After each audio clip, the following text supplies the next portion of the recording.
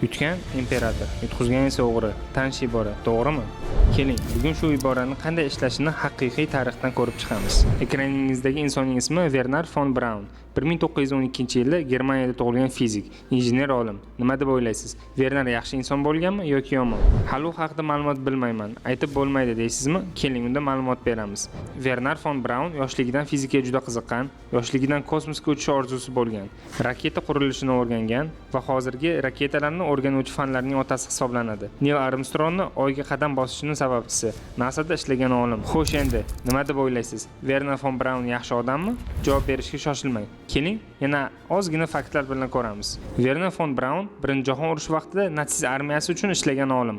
Tarixdagi ilk uzoqqa va aniq uchadigan ballistik raketalarni ixtiro qilgan. Minglab otilgan raketalar, millionlab jarohatlangan askarlar, minglab o'limlar. Bularning barchasiga Wernher von Braun yaratgan faollikka sababchi edi. Xo'sh, endi-chi, Wernher von Braun yaxshi odam bo'lganmi yoki yomon? Bir tomondan insoniyatni Oyga uchirgan buyuk olim, ikkinchi tomondan esa minglab odamlar o'limiga sabab bo'lgan raketa ixtirochisi. Qiyin savol-a? Video muallifi sifatida shu ma'lumotlarning hammasini bermaganimda nima bo'lardi?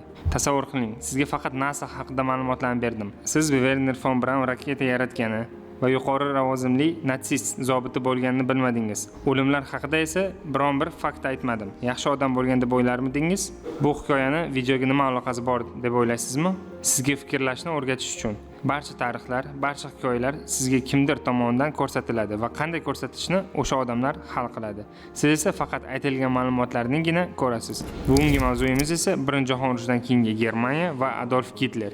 Keling, bu videoda Hitler faqat yovuz qilib ko'rsatilgan hikoyalarni emas, boshqa tarafni ham ko'rib chiqamiz. Nima uchun va nima sababdan savollarga javob qidiramiz.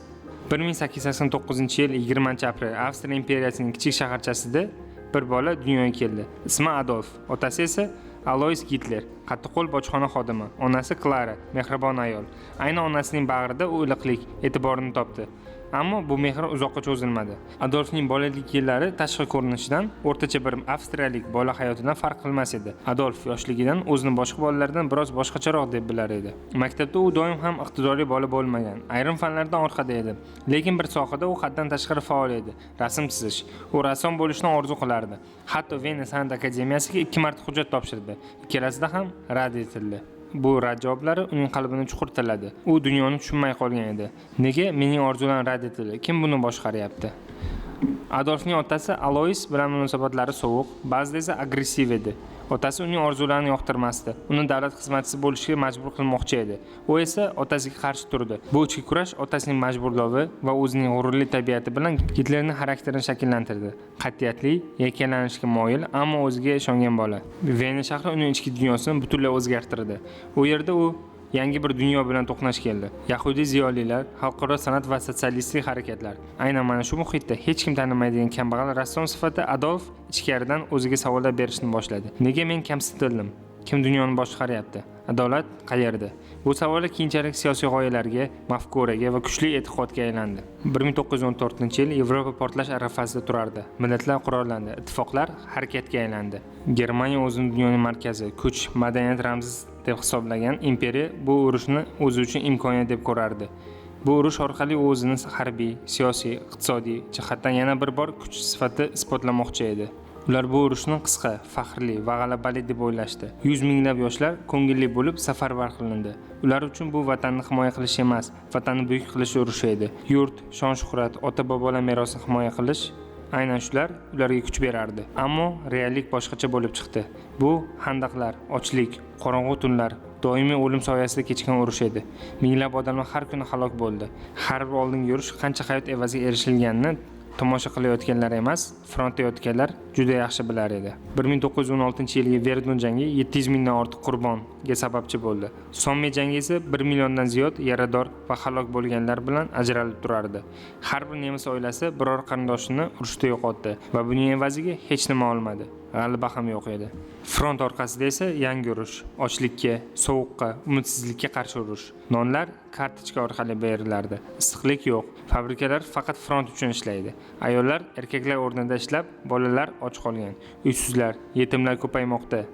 Va nihoyat bu ham tugaydi. 1918-yil 11 noyabr Germaniya taslim bo'ldi. Ammo g'alaba qilganlar Berlinda emas edi. Nemis askarlari hech qachon Berlinni tark etmagandi. Ular frontdan kelib, biz urushda emas, siyosatda yutqazdik deya norozilik bildirishardi. Versal shartnomasi esa bu jarohatni yanada og'irlashtirdi. 1919-yil Fransiyada imzolangan bu kelishuv Germaniyani nafaqat urush aybdori sifatida ko'rsatdi, balki uni siyosiy, iqtisodiy qaramlikka mahkum qildi. Endi Germaniya rasman mag'lub va barcha narsada aybdor edi. Mag'lublarning xohishi va ahvoli g'oliblarga umuman qiziq emas edi. Nemis xalqi bu shartnomani Dolchtus, orqadan pichoq urush deb atadi. G'oya tug'ildi. Bizni dushman yengmadi, bizni o'zimizniki sotdi. Bu yangilik juda tez tarqaldi. Kim aybdor? 1919-yil Germaniya delegatsiya Versal saroyiga keladi. G'alaba nishonlash uchun emas, bosh egish uchun. Shartnoma bu diplomatik kelishuv emasdi.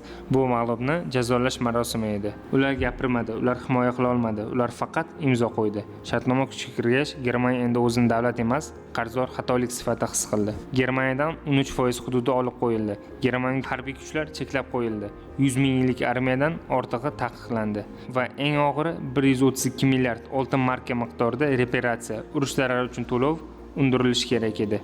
Bu pul hatto Germaniyaning o'sha paytdagi butun yalpi mahsulotidan ham ko'proq edi. Oqibat uzoq kuttirmadi. Versal kelishuvi xalqni bevosita tirikchiligidan ayirdi. Harbiylar ishdan haydaldi. 10 minglab ofitser hech qanday ijtimoiy kafolatlarsiz ko'chaga chiqarildi. Yosh yigitlar urushdan qaytib, endi ko'cha supuruvchisi, aravakash yoki tilanchi bo'lib ishlay boshlashdi. Oddiy nemis oilasining o'rtacha daromadi har oy pasayib borardi. Bolalar maktabga och borar, ko'chada esa yangi ibora tug'ildi. Biz urushda emas, tinchlikda yutqazdik. Reparatsiyalar Germaniyaning belini sindirdi. Har bir uyda xalq pulini chet elga to'layapti degan ochiq haqiqat bor edi. Bu to'lovlar uchun soliq oshdi, mahsulotlar qimmatlashdi, pul qadrsizlandi. Va yana xalq, oddiy halol ishlagan, o'zini Germaniyaning bir parchasidek his qilgan odam endi o'z yurtida begona bo'lib qoldi. Versal degan so'z endi har bir oilada o'chli, iztirobli va haqiqat o'rnini egallagan edi. Chunki bu shartnoma xalqdan shunchaki pul emas, or-nomusini ham oldi. Urushda o'lganlar yodga olinmay qoldi. Qahramonlar dushmanlarga o'xshatildi. Milliy faxr jinoyatga tenglashtirildi. Qariyalar imperator davri yaxshi edi deyishardi. Yoshlar esa bizda kelajak yo'q deb ishonishardi. Va o'rtada xalq yangi rahbarlarga ishonmaydigan, eski tizimni sog'inadigan, lekin nima qilishni bilmaydigan millionlab odamlar turardi. Ular haqoratlangan, tushkun va rad etilgan holatda edilar. Ross Foundation, building smarter today for a better life and a stronger society tomorrow. 1914-yil urush boshlangach, Adolf Hitler ko'ngilli bo'lib armiyaga qo'shiladi. U hech ikkilanmadi. Uningcha, bu urush Germaniyaning pokligi, g'ururi va taqdiri uchun kurash edi. Frontda u oddiy xabarchi sifatida xizmat qildi. Bu esa o'ta xavfli vazifa edi. Dushman o'q ostida u bir necha bor jarohatlandi, ammo hech qachon qarshilik ko'rsatishdan to'xtamadi. Bu yerda xandaqlarda Adolf jamiyatining eng oddiy qatlamini yaqindan ko'rdi. Ishchilar, dehqonlar, arzimagan ish haqi bilan tirikchilik qilayotgan millionlab nemislar. U ularning dardini eshitdi, ularning so'z faryodini yuragiga joyladi va ayni shu yerda u birinchi marta his qildi. Germaniyaning hozirgi holatini mendan boshqalar to'g'irlashi mumkin emas. 1918-yil urush yakunlandi. Germaniya mag'lub bo'ldi. Hitler bu xabarni harbiy gospitalda eshitdi. Ko'zlariga gaz tushgan, vaqtinchalik ko'r bo'lib yotgandi. Qachonki ko'zlarini ochganda, u bilgan Germaniya yo'q edi. Faxr, bayroq hammasi yulib olingandi. Versal shartnomasi Hitler uchun shunchaki tahqir emas. Bu urushda qurbon bo'lgan do'stlariga xiyonat edi. Bu Germaniya g'ururini toptagan tamg'a edi. U bu jarayonni kuzatib turar ekan, ichkarida nimadir sinib, boshqa bir narsa shakllandi. Urushdan qaytgan millionlab askarlar ichida u ham bor edi. Ammo ko'pchilik unutdi, moslashdi, jimgina yashashga harakat qildi. Hitler esa kechirmadi. U jamiyatni tomosha qilmadi, uni o'zgartirishga qaror qildi. Versalni imzolaganlar jinoyatchi, Germaniyani bu ahvolga tushirganlar dushman, o'zini esa xalq vakili sifatida tasavvur qila boshladi. Birinchi siyosiy nutqlari oddiy yig'inlarda aytilgan, ammo undagi so'zlar xalq ichidagi chuqur va jim azobni aniq ifodalardi. Uning jumlalari shunday edi: sizni tahqirladilar, bizni sotdilar. Ular bizning yuragimizni sindirdi. Lekin men bu yurakni qayta urdira olaman. Adolf Hitler urushni yutmadi, lekin urushda o'zini topdi. Versal shartnomasi uni ezmadi, unga yo'l ko'rsatdi. U bu millatni sharmandalikdan qutqarish uchun kelganiga ishondi va u yolg'iz emasdi. Butun Germaniya ham bu fikrga tayyor edi. 1933-yilning 30-yanvarida Hitler hokimiyat tepasiga keldi. U shunchaki notiq emas, u rejali, tizimli va qat'iy boshqaruv bilan Germaniyani qayta tiklashni boshladi. Avvalo Hitler ishsizlikka qarshi urush e'lon qildi. 1933-yilda ishchi kuchi uchun Reich Labor Service (RA) tashkil qilindi. Bu xizmat orqali millionlab nemislar yo'l, ko'prik, temir yo'l va qurilishga safarbar qilindi. Eng yirik loyihalardan biri Autobahn tizimi, ya'ni Germaniyaning boshdan oyoq bog'lovchi avtomobil yo'llari edi. 1932-yilda 6 million ishsiz bor edi. 1939-yilga kelib bu raqam 202 ming nafarga tushdi. Germaniya iqtisodiyoti endi fuqaro emas, urush sanoatiga qarab o'zgartirildi. Quyidagi sanoat gigantlari qayta ishga tushirildi va kuchaytirildi. Krupp og'ir texnologiya va artilleriya, Ikfaben kimyo sanoati va portlovchi moddalar, Messerschmitt, Heinkel, Junkers harbiy samolyot ishlab chiqaruvchilar, Volkswagen Xalq avtomobil loyihasi boshlandi. 1936-yilda 4 yillik reja ishga tushdi. Bu rejaning maqsadi Germaniyani 4 yil ichida urushga tayyor holatga keltirish edi. Versal shartnomasidan keyin Germaniyada valyuta inqirozi hukm surgan edi. Gitler bu tizimni kuchli, markazlashgan nazorat bilan yo'qqa chiqardi. Davlat Mefobils nomlangan moliyaviy vosita orqali yashirin ravishda harbiy xarajatlarni moliyalashtirdi. Bu inflyatsiyasi pul chiqarish texnikasi edi va bu vaqtinchalik ishladi. Bundan tashqari, tashqi eksportni cheklab, ichki ishlab chiqarishga ustuvorlik berildi. Gitler faqat iqtisodiy tizimni emas, odamlarning ongini ham qayta formatladi. 1933-yilda Xalq ta'limi va propaganda vazirligi tashkil qilindi. Uning nazoratchisi sifatida Yosif Goebbels tayinlandi. Har bir film, gazeta, radio endi faqat Gitler mafkurasi asosida ishlashi kerak edi. Yoshlar uchun 2 tashkilot tashkil qilindi. Ulardan biri o'g'il bolalar uchun tashkillashtirilgan Hitler Jugend, ikkinchisi qizlar uchun Bund Deutscher Mädel edi. Bu tashkilotlar orqali har bir bola, har bir o'smir millat, itoat va fidoyilik ruhida tarbiyalandi. Gitler ichki barqarorlikni tashqi kuchga aylantirdi. 1935-yilda Versal shartnomasiga zid ravishda umumiy harbiy xizmat tiklandi. 1936-yilda Rhineland hududiga qo'shin kiritildi. 1938-yilda Avstriyaga Anschluss amalga oshirildi. Germaniya bilan Avstriya birlashtirildi. 1938-yilda hech qanday urushsiz Sudetenland Chexoslovakiyadan tortib olindi. Bu davrda Gitler Germaniyaning har bir jihatdan tiklabgina qolmadi. U Yevropa siyosatining markaziga chiqdi. 1933-1939-yillar oralig'ida Germaniya yana oyoqqa turdi. Ammo bu tiklanish tinchlik uchun emas edi. Bu urushga yurishdan oldingi so'zsiz marsh edi. Adolf Gitler siyosiy poytaxtga chiqqanda xalq unga ishonardi. 1939-yilda esa ular unga ergashishga tayyor edilar. Ross Foundation, building smarter today for a better life and a stronger society tomorrow. Adolf Gitler ko'zda bolshevizm Ikkinchi jahon urushining boshlanishi. Adolf Gitlerning yahudiylarga nisbatan adovatining sababi nimada edi? Keling ko'rib chiqamiz. Birinchi sabab, Gitler Sovet ittifoqidagi bolshevizmga qarshi edi va bolsheviklarning yahudiy rahbarlariga nisbatan adovati bor edi. Bu haqida sal keyinroq gaplashamiz. Ikkinchi sabab, 1933-yilga kelib Germaniya aholisining 0.8%ni yahudiylar tashkil qilgan edi. Lekin shunga qaramasdan Germaniyaning eng katta banklarining direktorlari va rahbarlari asosan yahudi millatiga mansub edi. Birinchi jahon urushidan keyin nemis xalqining kambag'allashib ketishiga sabablardan biri sifatida esa bank tizimi noto'g'ri ishlagani va nemis xalqining ko'p foizli qarzlarga botgani sir emas. Gitler boshqaruvidagi yahudiylarda muammoni ko'rdi. Adolfning qamoqda yozgan Mein Kampf kitobida bu ayblovlar haqida to'liq ma'lumot olish mumkin. Nemis xalqini sotgan, qarzga botirgan aybdor sifatida Adolf yahudiylarga qarshi kurashga chiqishni o'zi uchun missiya qilib oldi. Gitler uchun bolshevizm shunchaki siyosiy raqib emas, bu insoniyatga, ayniqsa nemis xalqiga qarshi tuzilgan mafkuraviy tahdid edi. U bu tizimni 2 darajada yomon ko'rar edi. Mafkuraviy va irqiy. Yuzasida u proletariat isyonidek tuyulgan bo'lsa-da, Gitler nazarida bu harakat yahudiy intellektual sinfining millatsiz va halokatli rejasi edi. Gitler fikricha, bolshevizm Sovet Rossiyasida paydo bo'lgan emas, yahudiylar tomonidan sun'iy ravishda yaratilgan edi. Lenin, Trotskiy, Zinoviev ularning barchasi yahudiy kelib chiqishdan bo'lgani bu nazariyani yanada mustahkamladi. U Mein Kampfda yozadi: Bolshevik revolyutsiyasi bu xalq inqilobi emas, bu xalq ustidan o'rnatilgan tahlikali eksperimentdir. Gitler uchun bolshevizmning eng xavfli tomoni bu uning millatni inkor etishida edi. Sinfsiz jamiyat degani an'anasiz, erksiz jamiyat deganini anglatar edi. U Germaniyada bolshevizmni tanqid qilish orqali nafaqat sovet tuzumiga, balki ichki siyosiy raqiblariga ham hujum qilardi.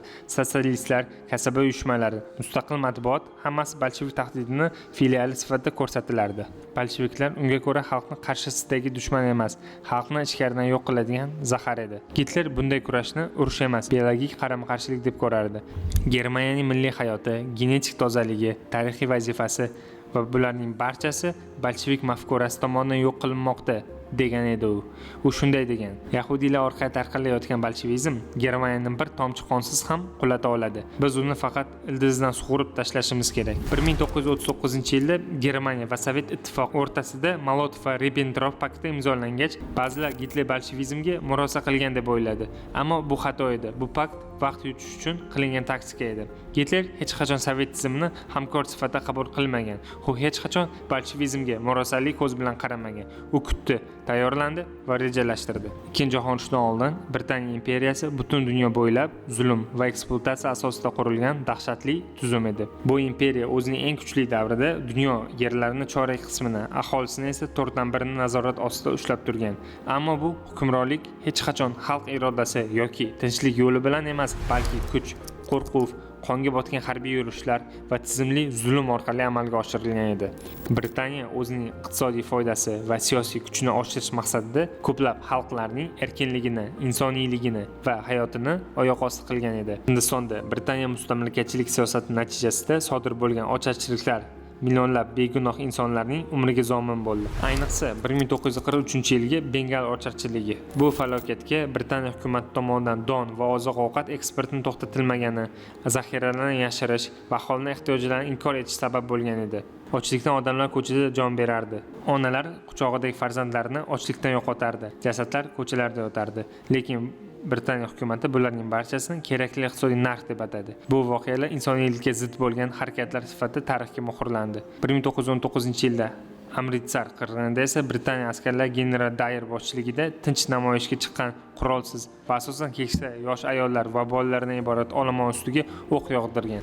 Taxminan 1000 ga yaqin odam halok bo'ldi. Minglab odamlar yaralandi. Qochish uchun eshiklar yopilgan bog' ichida odamlar panoh topa olmay, devorlarga urilib jon bergan. General Dyer esa bu qirg'inni tartib o'rnatish deb baholagan. Keyinda esa Mao qo'zg'oloni paytida minglab mahalliy aholi qamalgani, qiynoqqa solingani, oila a'zolari oldida kamsitilganini tarix hujjatlari tasdiqlaydi. Ba'zi guvohlar odamlar jismonan nogiron holatga keltirilganini, bolalar ko'z o'ngida ayollar zo'rlanganini, inson sha'ni butunlay toptalganini qayd etgan. Bu voqealar Britaniya tomonidan uzoq yillar rad etilgan, biroq keyinchalik o'z hujjatlarida tan olingandi. Ross Foundation, building smarter today for a better life and a stronger society tomorrow. Irlandiyada esa Britaniya asrlar davomida o'z manfaatini ilgari surish uchun doimiy ravishda qo'zg'olonlarni bostirib, aholining madaniy, diniy huquqlarini cheklab qo'ygan. 1845-1852-yillardagi Irlandiya kartoshka ocharchiligi paytida millionga yaqin odamlar halok bo'lgan. Yana millionlab kishi majburan ko'chirilgan edi. Britaniya hukumati esa shu paytda ham Irlandiyadan oziq-ovqat eksport qilishni davom etgan. Bu esa Irlandiya xalqining yuragida bitmas jarohat bo'lib qolgan. Karib orollarida qullik rasmiy jihatdan bekor qilingandan keyin ham britaniyalik yer egalari sobiq qullarni shartnomali ishchi sifatida ishlatishni davom etgan. Ular kuniga 14-16 soatlab jaziramada ishlashga majbur bo'lgan. Haq to'lanmas edi. Ozgina norozilik bildirganlar esa jazoga tortilgan. Irqchilik, tahqir, insoniy qadr-qimmatni toptash Karibdagi Britaniya boshqaruvi uchun odatiy hol bo'lgan. Shunday qilib Britaniya imperializmi haqida gap ketganda faqat choy, temir yo'l yoki ingliz tilida tarqatgan madaniyat haqida emas, balki millionlab begunoh odamlarning yostig'ini quritgan, or-nomusini toptagan, orzularini vayron qilgan zulm, ekspluatatsiya va mustabidlik haqida gapirish zarur.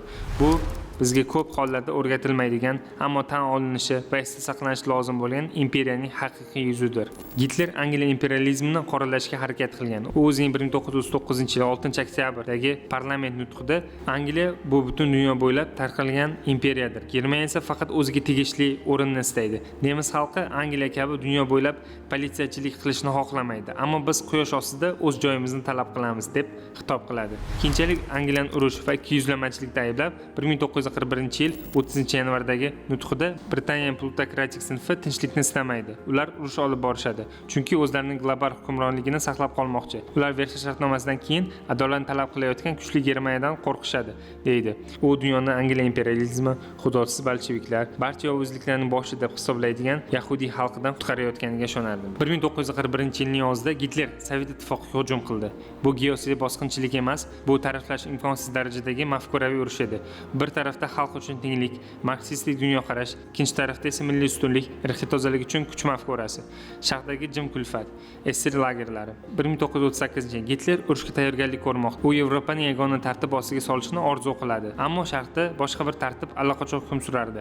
SSR. Bu paytda Sovet ittifoqida repressiya avjida edi. 1937-1938-yillarda katta tozalash deb atalgan dahshatli kampaniya davomida 1,5 milliondan ortiq odam hibsga olindi. Ularning aksariyati Gulagga jo'natildi. Yozuvchilar, ofitserlar, muhandislar, kommunistlarning o'zi xalq dushmani deya yo'q qilindi. SSRda adolat endi jarayon emas, buyruq edi. Siyosiy jinoyatchilar odatda 15 daqiqalik sud orqali 10 yillik mehnatga hukm qilinardi. Bitta so'z, bir tanqid, Sibir. Bu lagerlar davlatning yashin yuragiga aylangan edi. Tinchlik zamonida ham Sovet ittifoqi o'z fuqarolarining minglabini shu yerda qamab, ishlatib, yo'qotayotgan edi. 1939-yilga kelib, Gulag tizimida 2 milliondan ortiq odam halok bo'ldi. Yashirin sukunatda, panjaralar ortida bu tizim ishlayotgan va odamlarni sindirayotgan edi. Gitler bu tizimni kuzatib turardi. U Stalin tuzumini yomon ko'rardi, lekin uni yengil baholamagan. Gitler nazarida Sovetlar tartibsiz, shafqatsiz, vahshiy, millatsiz imperiya edi. Aynan shuning uchun ham u birinchi zarbani bizdan bo'lishi kerak deb ishongan. Ikkinchi jahon urushining natijalarini hammamiz bilamiz, lekin bu urush mavzusini alohida bir hujjatli film uchun olib qo'yamiz. Keyingi videolarda albatta yana qaytamiz. Bu videoni tugatishdan oldin bir narsani sizdan so'ramoqchiman. Videoning boshidagi hikoyani eslang. Tarixni har doim g'oliblar yozadi. Mag'lub bo'lgan tomondan esa ularning fikri so'rab o'tirilmaydi. Ular faqatgina berilgan qog'ozga roziman deb imzo chekishadi. O'sha injener olim Wernher von Braunni yaxshi qilib ham, yomon qilib ham ko'rsatish mumkin. Bu hikoyachining maqsadiga bog'liq. Hikoyachilar esa odatda g'oliblar bo'lishadi.